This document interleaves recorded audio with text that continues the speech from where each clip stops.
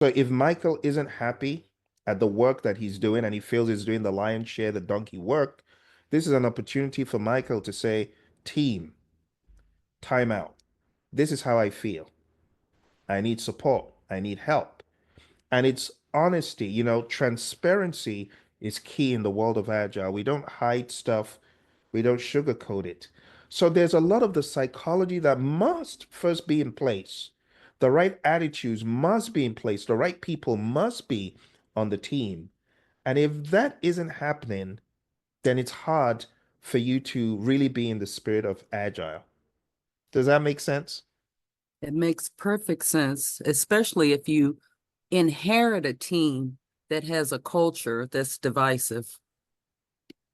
Exactly. There has to be a total revamp of the psychology, a lot of team building from the ground up. And that's why a lot of teams fail in their agile implementations because the mindset is warped and everything they're doing in the world of Scrum or Kanban isn't going to work properly. But that's a really awesome question. Have you used agile on any of you used an agile framework on any of your projects?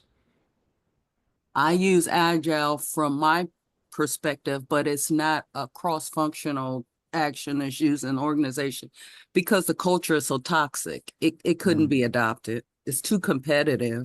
Mm, very good point, and thank you for sharing that. And honestly, in organizations where Agile is effectively introduced, we take away the idea of rewarding the hardest working team member. No, we offer team rewards, and they're very clear. The team gets rewarded for their composite work, and that just helps people change their mindset.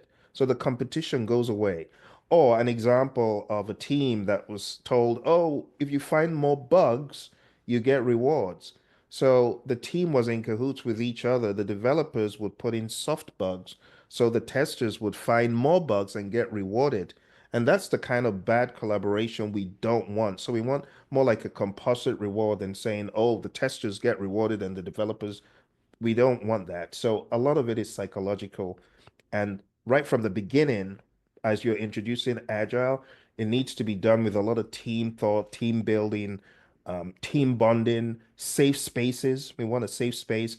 And then we also have a clause in our retrospective that does not invite senior management. We say Agile Vegas. Whatever happens in the retrospective stays in the retrospective. So people are more transparent, they're more forthcoming to share what they're truly thinking and how they're feeling. And it comes with a lot of team development. You probably have heard of the 5 stages of team development. So there's forming, there's storming, which the team needs to go through. They need to storm. At that point, they have the scrum master or the servant leader ushering them through, but storming is essential. And then you get to performing, and when you get to performing, after norming, performing, that is where the team is functioning as a well-oiled unit.